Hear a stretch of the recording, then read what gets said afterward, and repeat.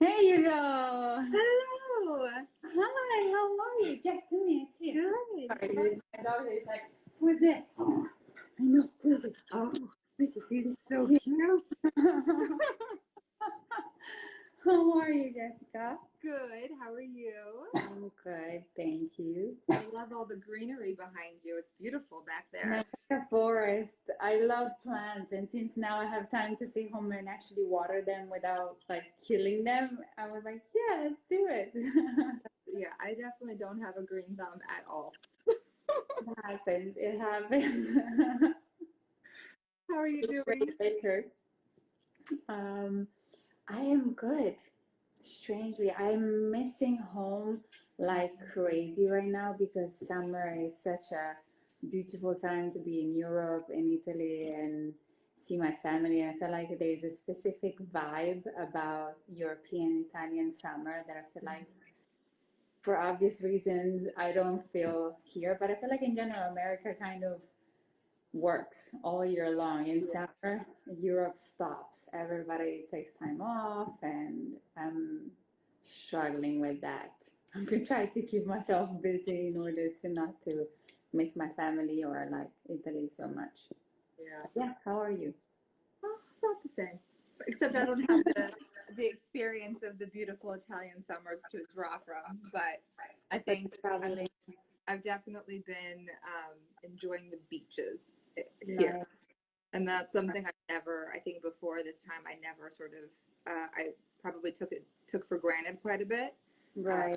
but I can't sit in my house anymore, so I need to find little pockets. Of Exactly. Yeah, but being outdoors has been sort of my saving grace of just enjoying the sunshine and I you know bet. that stuff. Yeah, the beautiful thing about Southern California that we take for granted most of the times, and I feel like we are getting to appreciate Yeah. now. Uh, Nice. well, I'm very excited to talk to you because this is all, there's so much like, I feel like, right now there's a lot going on in the world and to sort of embrace the positivity that we can. So, like, some wonderful news that you had during this time, and which we'll Yeah. talk about. But before we get started, I always like to start with an organization that whoever I'm talking to is passionate about and wants to highlight. So I've gone ahead and go ahead and talk about it before I. Yeah.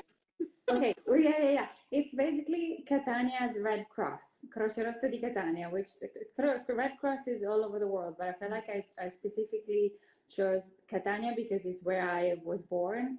And during the pandemic, I feel like I realized how much support um, Americans were getting, or at least the most of Americans were getting, people that lost their jobs, that had the opportunity to get unemployment, and then a big chunk of money of unemployment. And I feel like in Italy, everybody just got 600 euros, and that was it. So some people had mortgages to pay, some people didn't. Some people really like didn't have any more money to put food on their table. And I feel like the Red Cross, which normally doesn't really do this kind of services, started buying grocery shoppings for families and allowed people to eat. So I have a very dear friend that has been volunteering with them for many years. They have 1,000 volunteers. Only two of the positions of the people that work for the Red Cross get a salary. Everybody else is a volunteer.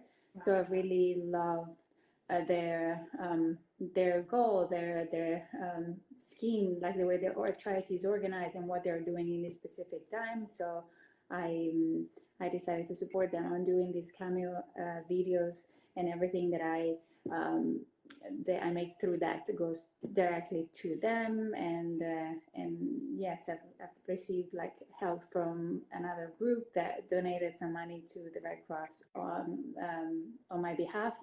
And yeah, so this is the one. Amazing. So I pinned it here in the bottom of the conversation. So if anybody goes to the link, they can donate directly to the organization because some people were asking Yes. how. So there Yeah, you go. donate through PayPal is very easy, and obviously any amount is incredibly helpful. So thank you for letting me talk about them. Of course. So I was very excited to catch up with you. And like I told you, so many people sent in so many questions, and I think like just from this, they've sent more questions in than the last 29 of my chats had combined. What?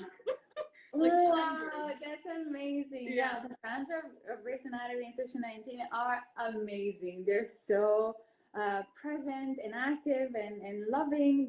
There is a group that supports Danielle and I, and they bought a star, like they got a star named after us. So this is the level of love that we're getting. We're getting smothered with love. That's So, amazing.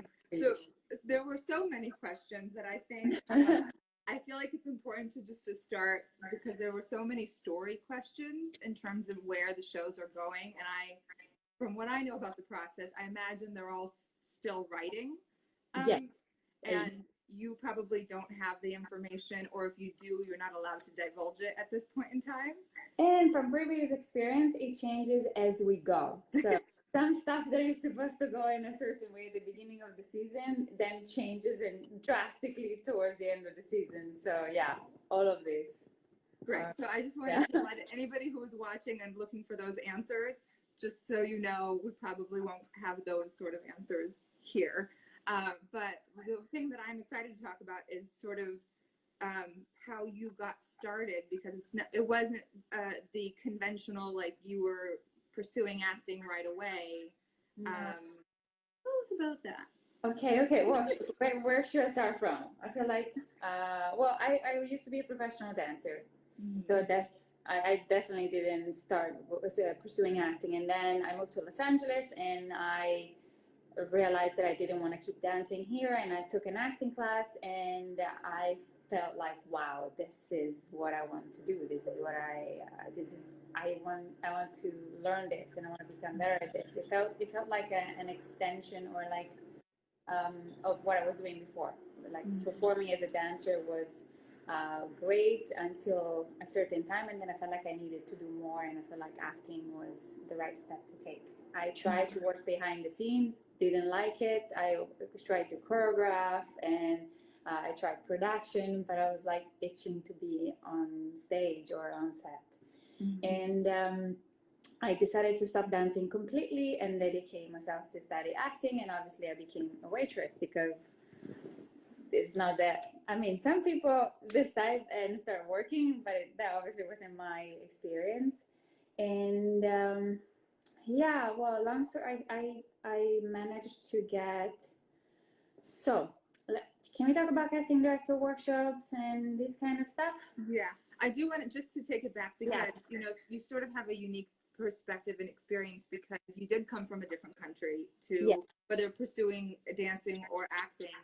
When you made the decision to start acting, did you already have a visa or like what was your paperwork situation to be able to work? Very good question. So my visa only allowed me, I had an O1 visa, which was given to me because of my dancing resume. So I got here and all I could do was dance.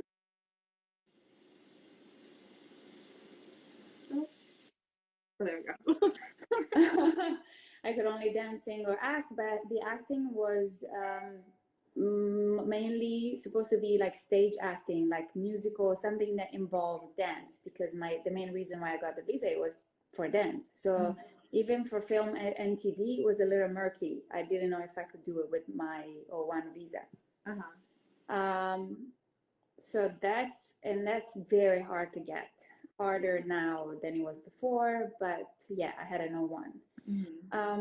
Then eventually I did two very big jobs. I ended up getting a green card, but that happened like 3 years later. I did several dancing jobs. I did a big commercial for a big brand, and so I got my green card. And then so basically, I feel like it's hard coming from a different country. Maybe coming from a different state in America to even know where to start from. He's like, yeah, I want to be an actor, but what do I do? So there's the websites. They're accessible to everybody, which is Actors Access and Casting. Okay.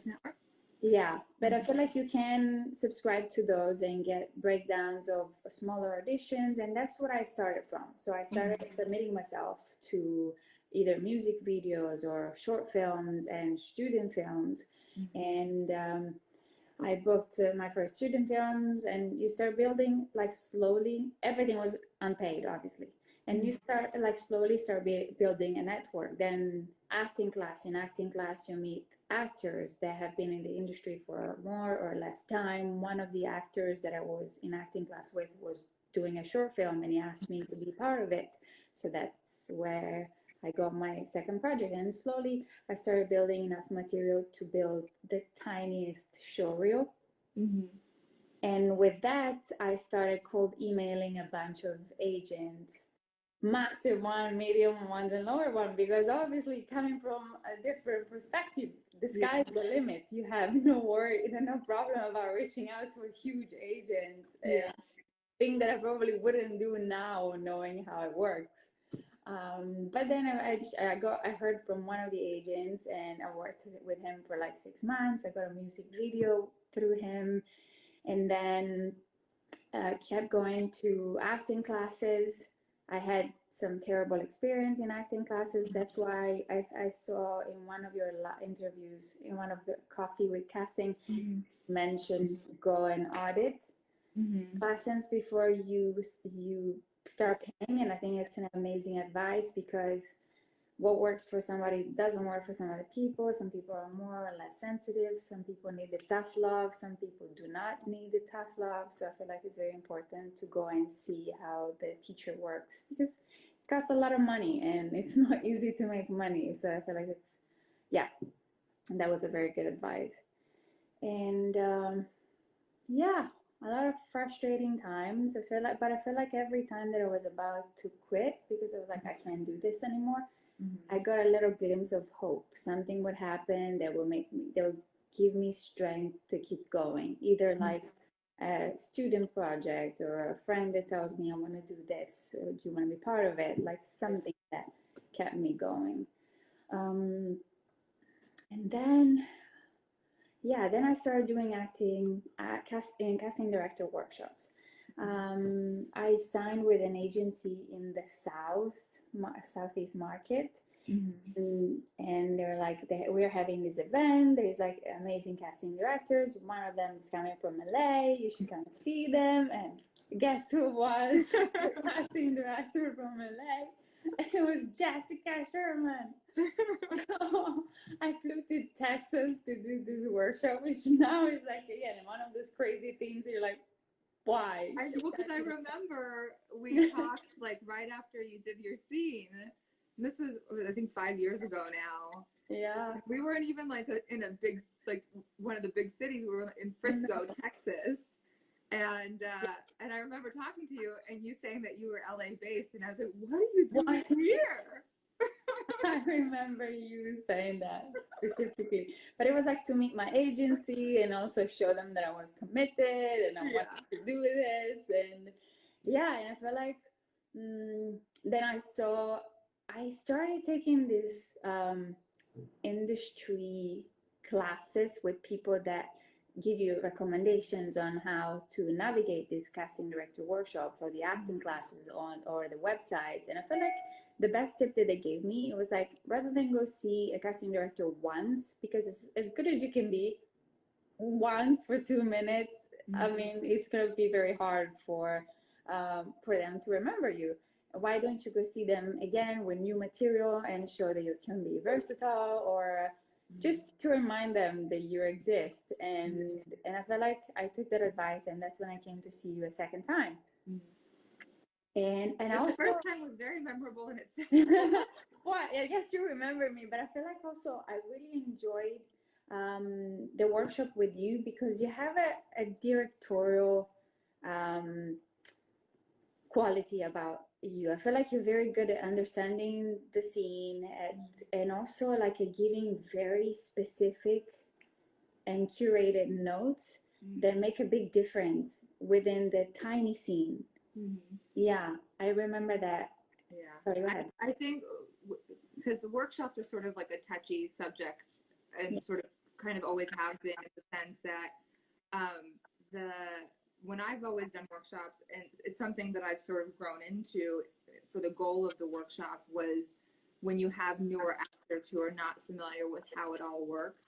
Yeah. Like, this is our opportunity to educate you on the process, because there are so many sort of outside factors that are never within like acting classes or, you know, whatever it is, or going to drama programs, that I think having these workshops is less about making an impression, because a lot of the times the actors that are coming to workshops are not ready to make impressions. Right, for sure. So this is sort of a unique situation, but I think, especially since in Los Angeles, in California, a lot of those workshop studios that were there strictly to like educate, or like not the positive stuff, yeah, like a little shady business, they're no longer around, which I think is really good, because the ones that are left over are really the ones that are informing actors about educating them about sort of also the in the room sort of energy, which I, you know, it's a little bit lost now with the world as it is. Right. But I think having that sort of practice to go in and to work, like truly workshop a scene with a casting director or associate is so valuable, because you get to have the experience of like the energy of that. But it's also, there's no weight, like the preciousness of that experience is only to educate yourself versus absolutely, you know, introducing an impression, for sure.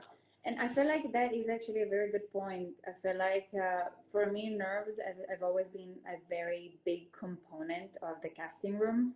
And I get very comfortable in class after a while. That's why I tend, in acting class, that's why I can change acting class often, because I want to put my nerves, I want to challenge my nerves. And I feel like director workshops are very good for that, because as you said, the energy is the one. Also, you know that the person in front of you, as much as right now we're like there to learn, has the capability of bringing into the room for an audition. So the nerves are going to be there no matter what. So it's a very good exercise. It's way better to exercise it during in this environment than for an actual audition. Yeah. And I also think there's value in getting to know the energy of that casting director before you actually have to go in and audition eventually, you know, because if you know, not everyone is delightful, or not everyone is warm. So it makes it less stressful and less personal, I think, when someone's not as warm as you think they might be. I had auditions where I was stuttering in Italian because of how nervous I was. So it's like my own language. I know you have no idea what I'm saying, so I could be saying anything I want right now, and I'm so nervous that even though I have that, I'm like, oh. And the casting director was the nicest person. There was not even a camera. I was like doing the scene with him without a camera, and it was so sweet, and I was just like, wow, this is so nerve-wracking. Yeah. No, what do you think has been sort of the biggest challenge for you over the years? Because I think that there's sort of that expectation when you come to LA and you're pursuing it, is that it'll pick up right away. Yeah. And I think that I guess the question is more what, but where's the question? It's not coming. The question is, you know, before Grey's Anatomy, before that opportunity and that booking came to you, you were probably really focused on actively auditioning. How do you keep yourself sort of motivated and inspired in between the auditions, in between the episodes even? Okay, that's a very good question. So, because I have an accent, I don't know if you've noticed, but my auditions weren't coming as often as they could come for somebody that has an American accent. And so the pressure and the anxiety that I put on each one of those auditions was humongous, because I knew there was going to be few months sometimes before my next audition came along. So I feel like acting class was really helpful. Casting director workshops were really helpful to exercise that muscle and to start caring a little bit less and put a little bit less pressure. Caring less in the sense of, if I don't book this, I'm still gonna eat tomorrow. Yeah. My family's still gonna love me, and the world doesn't end. So Yeah. put the things into perspective, because we put so much pressure on ourselves, and also our families don't necessarily realize how hard it is coming from different cities, different countries. They just think Just a different industry completely. that exactly. Yeah. And it isn't like that. You know, for me, also picking up a hobby that was outside of the industry was very healthy. I feel like sometimes talking about the industry and thinking about the industry all the time felt a little bit poisonous. So picking up gardening or walking my dog or just drawing or um, getting passionate about a charity or something that isn't necessarily self like consumed Right. felt very good. Yeah. Yeah. And I think that that's probably when other things begin to sort of take, like your acting stuff begins to take off because Yeah. you're not putting all of that pressure on every single opportunity. Yes, 100%. I believe that. Like the more you, there's like a very nice book that I always recommend called The Big Magic by Elizabeth Gilbert. It's like a self-help creativity book, and talks about how momentum generates momentum, and being stagnant, just the worrying about what you've done wrong or what you could have done better doesn't really bring you anywhere. And just literally getting passionate about whatever stamp collection can unblock things for you and just make the whole situation flow a little bit better, a little bit more organically. Yeah. I want to, for Grey's Anatomy, was that your like first professional American job?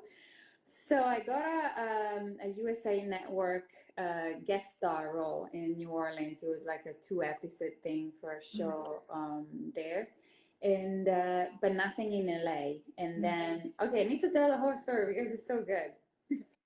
So I go to a casting workshop with you. I do the scene.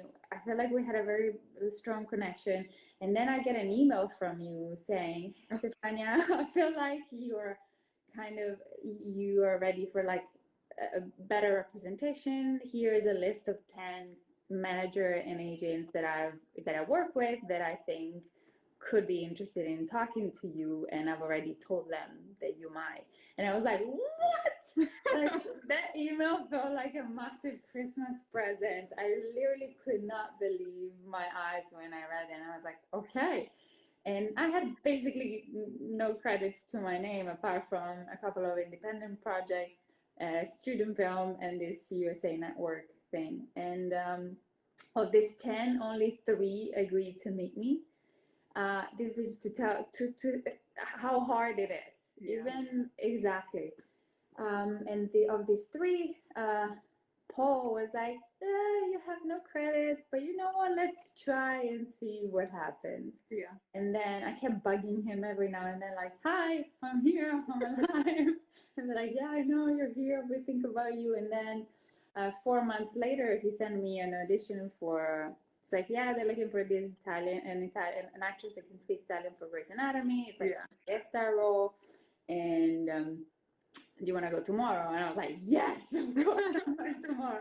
Which, by the way, the day before I got the audition, I was crying in acting class because of how much I hated my accent, and I felt like it put me in a box. It didn't give me a lot of freedom to play different roles, and I was desperate. And then I get like a Wednesday crying, Thursday I get the audition, go to the audition thinking whatever, they're gonna book somebody else with another accent from a different country because it doesn't make any difference. And then on Friday I was at the table read.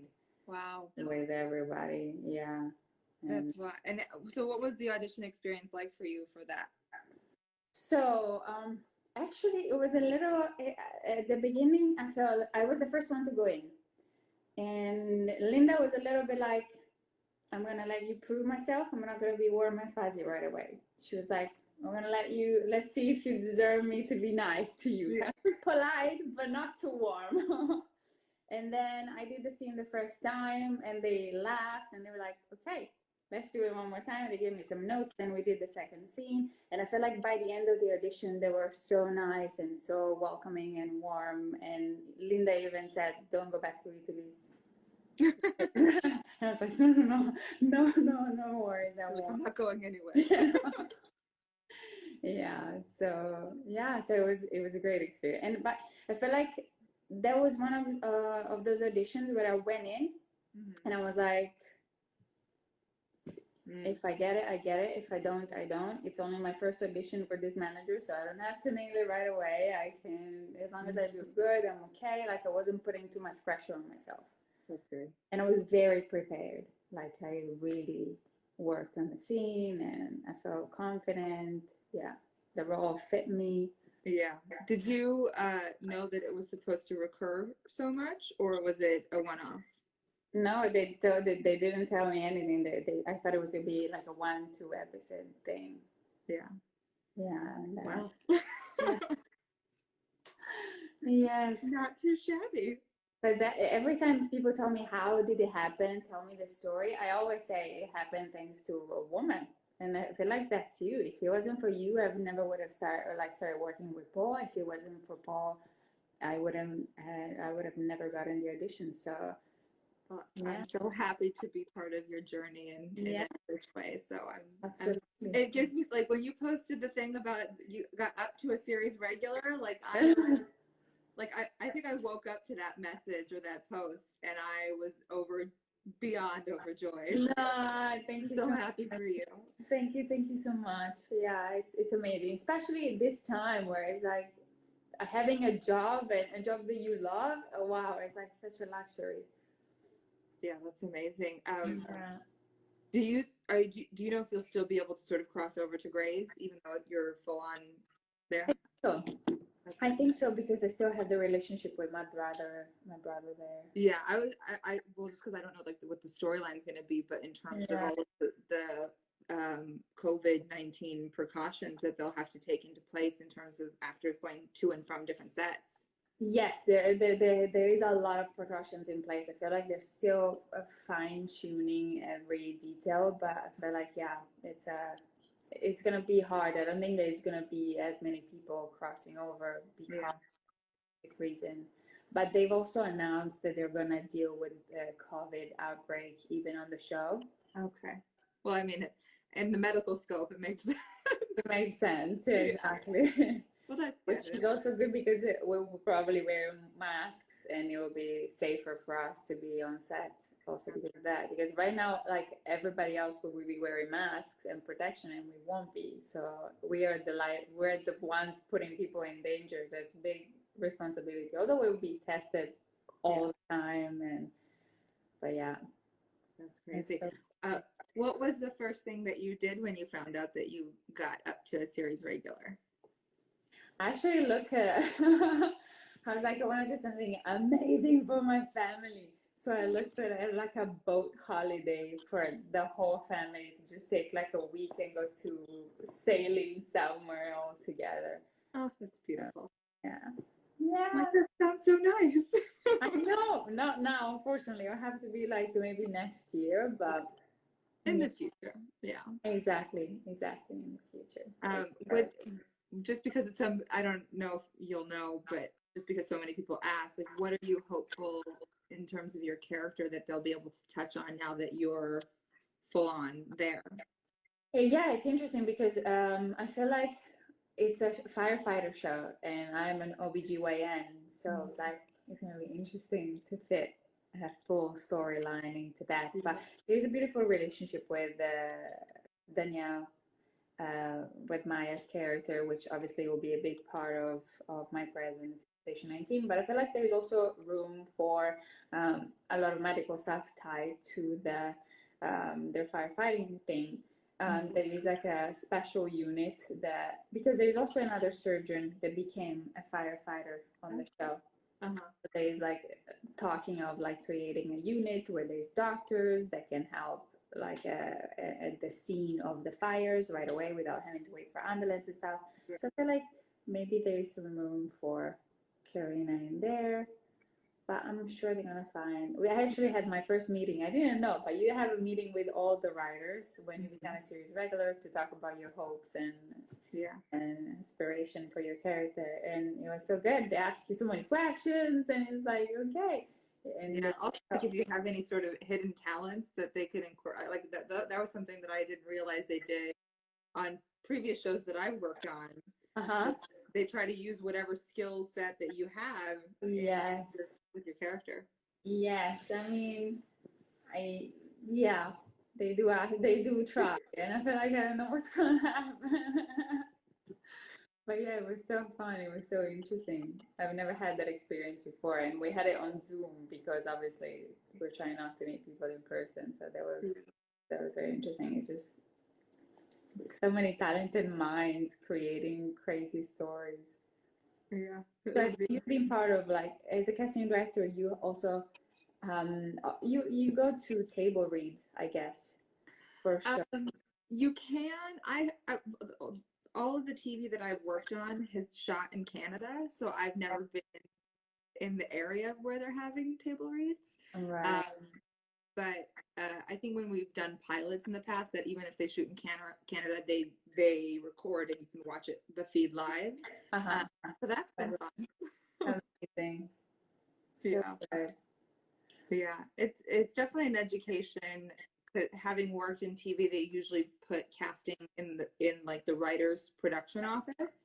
So when we start, the writers are usually about halfway through their process, and they've broken out to write their scripts at this point. Mm-hmm. And then when we're halfway through casting the season, the editors move in. So we sort of have this really unique perspective of seeing where the story starts before the actors get involved and they shoot, where it ends once the editors jump in, and how they sort of mold it based on performances. Yeah.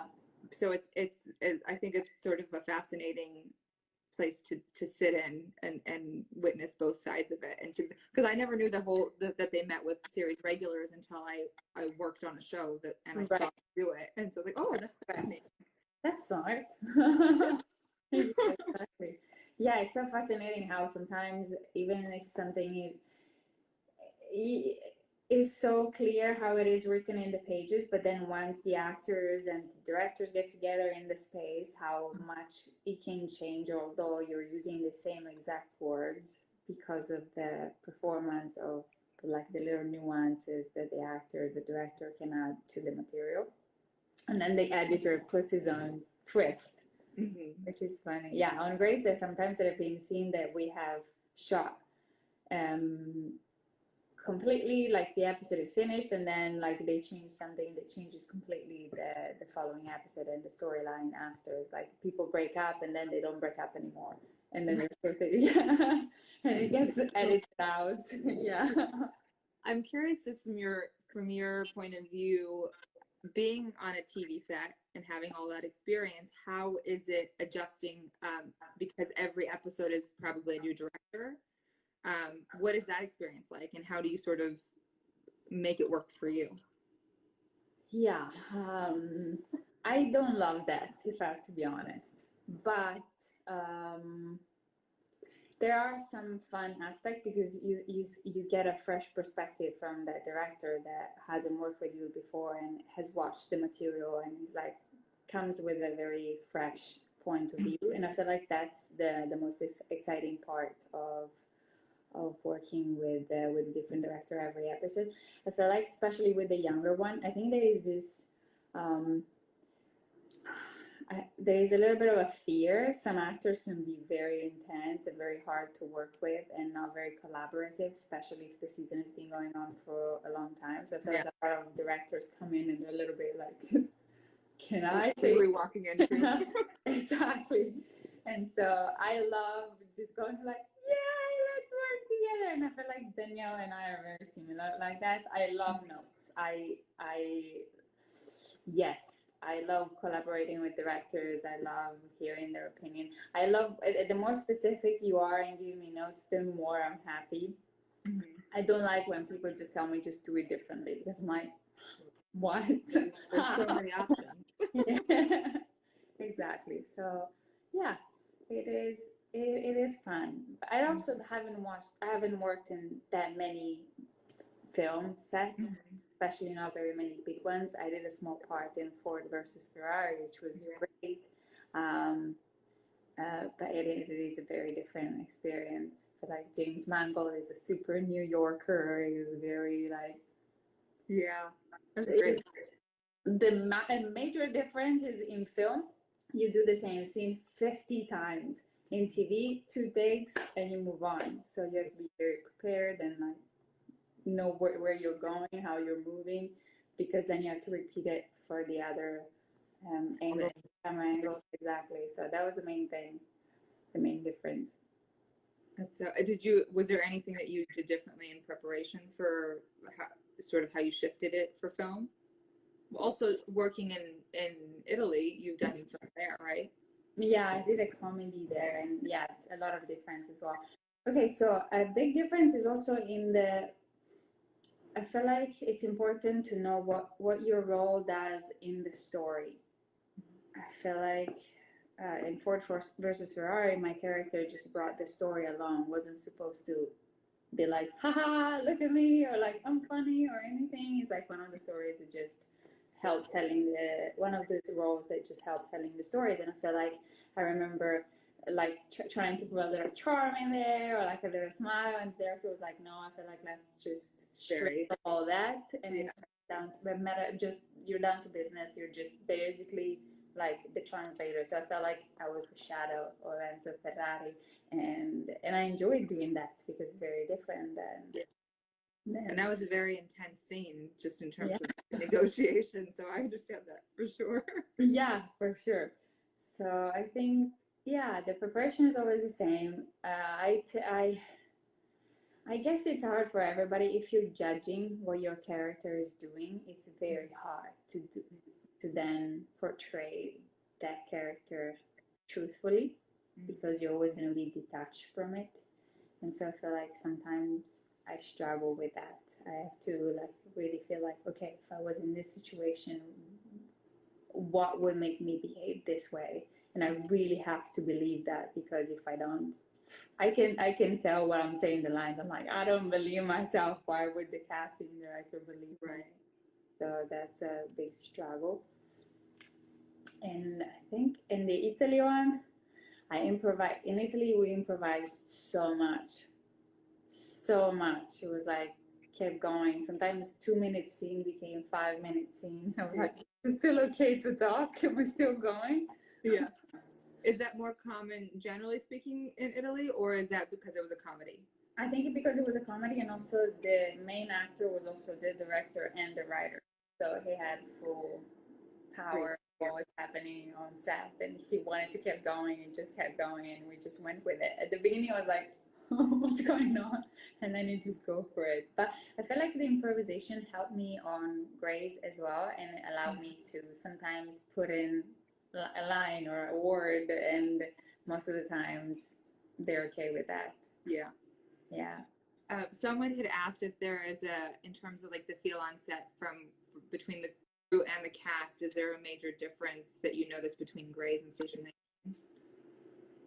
19? Uh, I mean, you can tell that like Grace is a group of people that have been working together for 16 years. Yeah. And yeah, with the pro and I don't not necessarily pro and cons, but with the qualities of a group of people that have been working together for 16 years, they all know each other, and um, it's a very well oiled machine. Mm-hmm. So there is no waste of time. You arrive, you get it done, and it feels it's very efficient. Yeah. But it's very like everybody is super nice. They kind of have to because if you work on a show for 15 years and you hate it, you're gonna stop it. You're gonna go somewhere else. And so everybody, I feel like makes an effort to have fun and enjoy the day. And I imagine since they're both Shonda shows, like uh, she probably attracts the same sort of that, energy throughout all of her projects. I think so. I think so. Yeah, because they're very similar sets, and there's so many. great women. I feel like that is something that I really enjoy. And yeah, and Station 19 has a little fresher energy because it's a newer show and everybody's still like, yeah, super excited. So That's fun. yeah, they're both fun, but in different ways. Yeah. A lot of people ask, and I don't know what it's referencing because I pop in and out, but deleted scenes on Grey's with Maya. Oh, I think there's one specific one because there was a set photographer that day, and so there's photos of that scene that never made it onto the episode, and so I think that's the one that they're referring to. And yeah, it was just a scene where Maya brought, so some guy got his nose chopped off, and she brought the nose for our surgeon to reattach it. She found the nose in the forest and she brought it back to the hospital. The guy came to the hospital without the nose. She found the nose and brought it to the hospital. And I feel like I saw her, and then it's a long story, but we met at the bar, and then the bar scene got deleted, and then we met at the hospital again, and she kind of invited me out. And so lots of reshoots, and that's why it's deleted. That's all gone, but you didn't miss much. I feel like I'm just gonna say what made it into the episode is the best part of it, so it's good. Perfect. Yeah. What I had some other questions here. What are some of your aspirations moving forward? Very good question. So last year I started shadowing Paris Berkeley, the director and executive producer of Section 19, as the director. When I was in Italy, I worked very closely with the director, writer, and actor of the show, and I felt like also having been a dancer and a choreographer, I really liked being part of the full like picture, the creation of the full story of the full process. And I started in Italy and I really enjoyed it. And I felt like I asked to shadow Paris, and he said yes. And I felt like I really enjoyed that aspect too, the collaboration with all the different departments and having a better understanding of the whole story, of the whole episode. And I liked it also because I think it will make me a better actor, but also because it's something that in the future I would like to properly learn how to do. I directed my first little trailer for some cooking classes just for fun during this pandemic with a very small group, and that was a lot of fun. And I'm starting to think about my first short film that I want to shoot in Sicily, and so this is something that I'm trying to I want to put out there. And that's so exciting. Yeah. And that's great that you're able to shadow and to get that opportunity to like be the boots on the ground with him. Amazing. And Paris is amazing. This guy is so good. He's also so talented. He has 30 plus years of experience. He's still so passionate about what he does, but I feel like he cracks the whip, but he's also nice and warm, and I like that.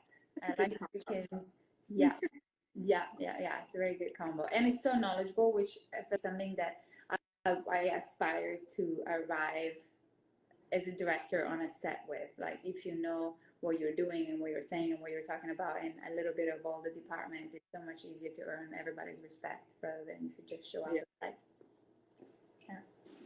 I'm here. Yes. That's so funny. Hold on. What about you? I want you to be a director. Huh? This is my personal wish for you. I want you to be a director or an acting coach.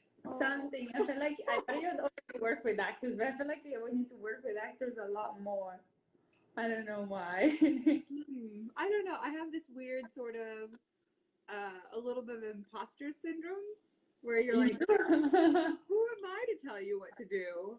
But I No. realize it's part of my job. But I think it's sort of in the contained space of casting, I can thrive in it and am comfortable and confident in it. But especially when it's my own projects that I know everything about. Right. And this is sort of the same problem I have when I read with actors. Like my first thought is I don't want to mess you up, so I'd rather not be the one that does it with you. No way. And so the idea of coaching an actor for an audition that's not mine is is daunting for me to put that on the actor. Like it's a weird thing, but I don't know if directing is my thing, but I definitely have aspirations to produce. Okay, beautiful. Yeah, so it's something that I'm working on actively, and I've been using this time at home in front of my computer as part of that. But and these, honestly, having the experiences of having these sort of conversations and the elements of producing this like tiny little thing has been so educational and very exciting. So yeah. Oh, great! I'm so excited about that. Right? Yeah, I guess we all realize different things during these times. But so free time, yeah. Yeah. Have you taken on any new interests or hobbies while you're at home?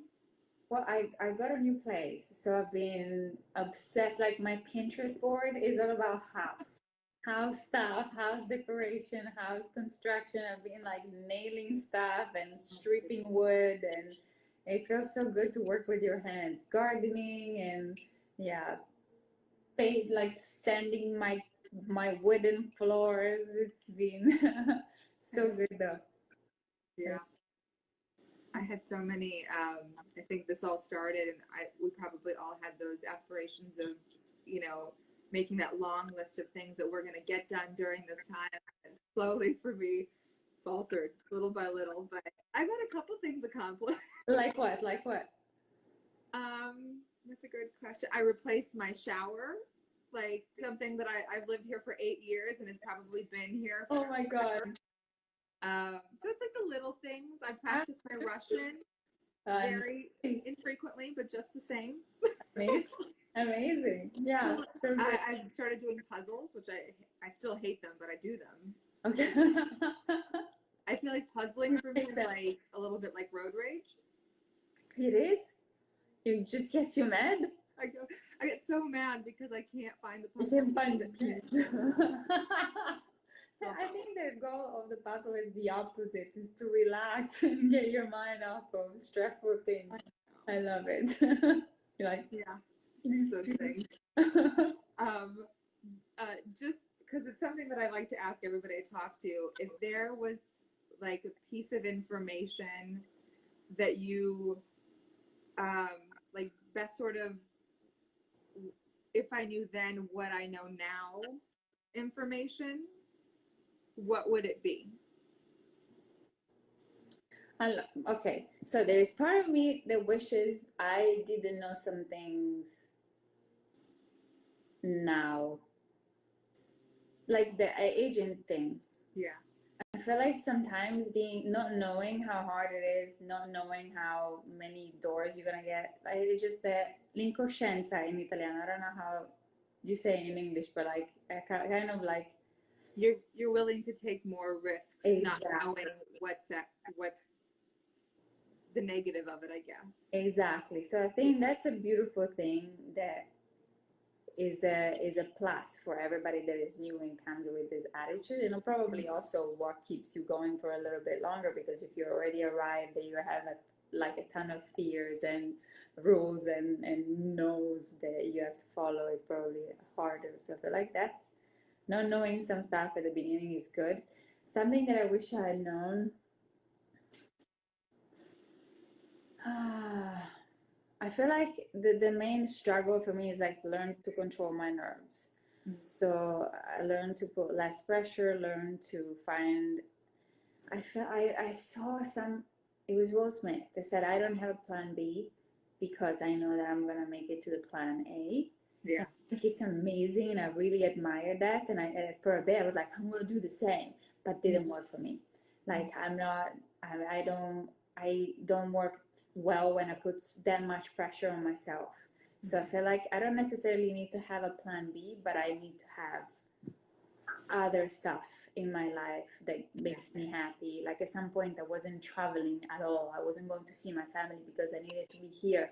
And every time I left the country, I got an audition, and I was devastated. Like the best way to get an audition to book a holiday. Yeah.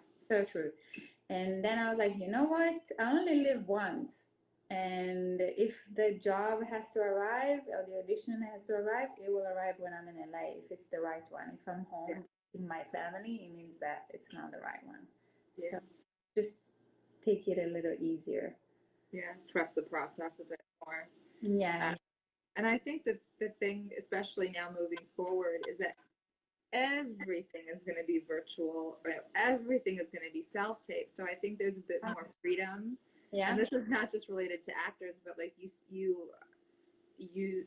see companies that are not requiring their employees to come in to the office anymore regularly. So I feel like I've seen so many people that are just up and moving to wherever they want to live, that will give them joy and happiness, and amazing. you know, I think all of the stuff that's been happening has been so horrible, like as the big picture, but trying to find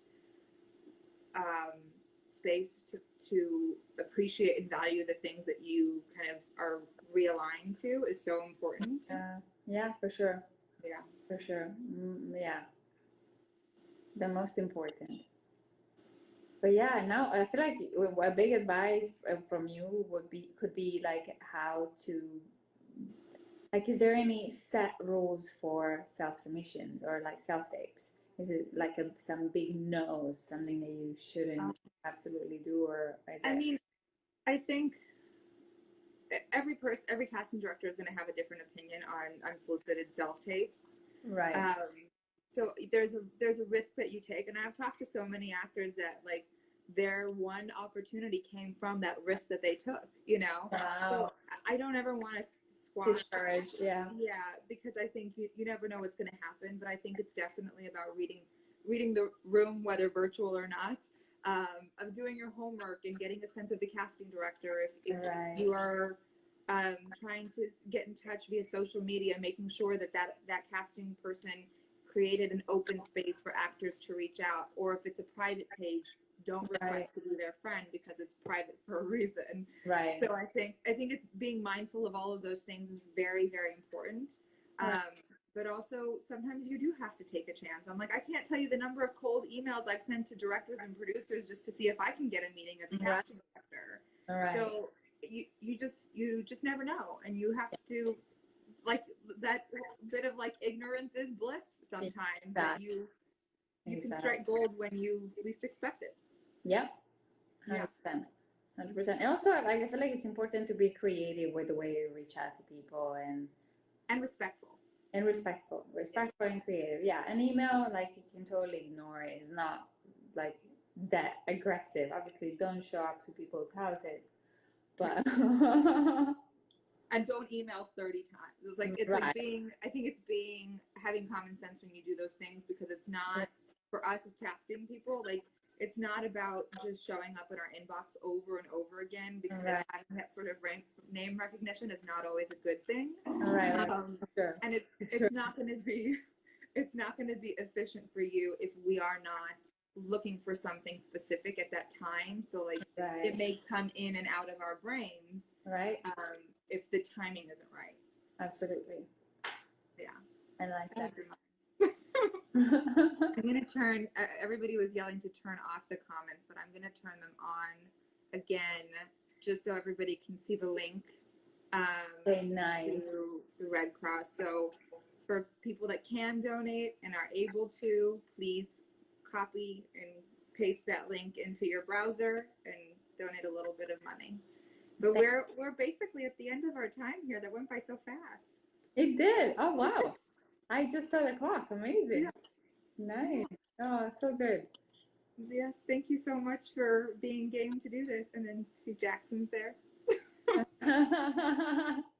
Jackson, hi. Oh my God. Okay, you tell who you want to tell who Jackson is? You can do it. No, no, no.